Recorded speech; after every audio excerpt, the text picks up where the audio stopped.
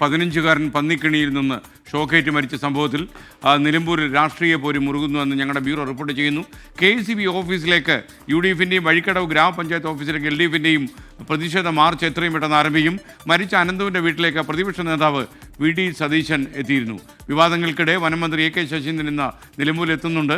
നിലമ്പൂർ വനം ഡിവിഷൻ ഓഫീസിലേക്ക് BJP പ്രതിഷേധ മാർച്ച് നടത്തും. വിപിൻ സി വിജയൻ LDF മാർച്ചിൻ്റെ വിശദാംശങ്ങൾ വഹിച്ചിരുന്നു. അതുപോലെ സുഹൈൽ മുഹമ്മദ് UDF മാർച്ചിൻ്റെ വിവരം പറയും.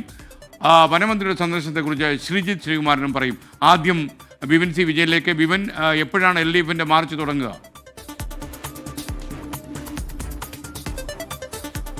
SK അല്പസമയത്തിനകം തന്നെ LDFിൻ്റെ മാർച്ച് തുടങ്ങും. അത് വഴിക്കടവ് പഞ്ചായത്തിലേക്കാണ് ഈ മാർച്ച് പറഞ്ഞിരിക്കുന്നത്.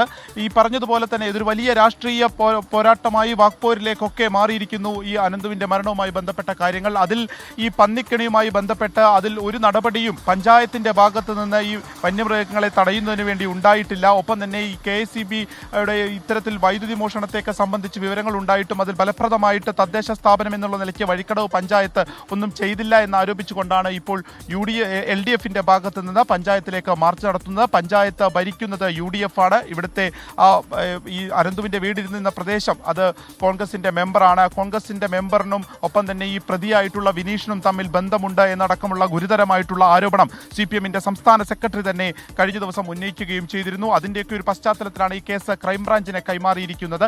ക്രൈംബ്രാഞ്ച് DYSP C അലവിക്കാണ് ഇതിൻ്റെ അന്വേഷണ ചുമതല ഇപ്പോൾ ഉള്ളത്.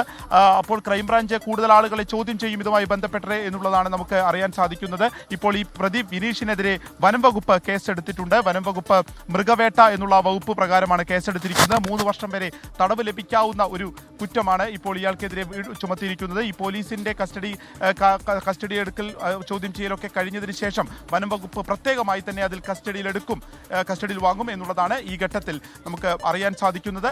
അപ്പോൾ അല്പസമയത്തിനകം തന്നെ LDFിൻ്റെ മാർച്ച് അതേ സമയത്ത് തന്നെ സമാന വിഷയത്തിൽ എന്നാൽ മറ്റൊരു വെർഷൻ, അതായത് ഈ UDFിനെ സംബന്ധിച്ചിട്ടുള്ള ഒരു വെർഷനുമായിട്ട് UDFിൻ്റെ മാർച്ച് കൂടി നടക്കുകയാണ്. ഈ ഒരു വിഷയത്തിൽ തിരഞ്ഞെടുപ്പിനോടനുബന്ധിച്ച് വലിയ ഒരു പോരാട്ടം തന്നെയാണ് ഇപ്പോൾ ഈ വഴിക്കടവ് മേഖലയുമായി ബന്ധപ്പെട്ട് നടക്കുന്നത്. SK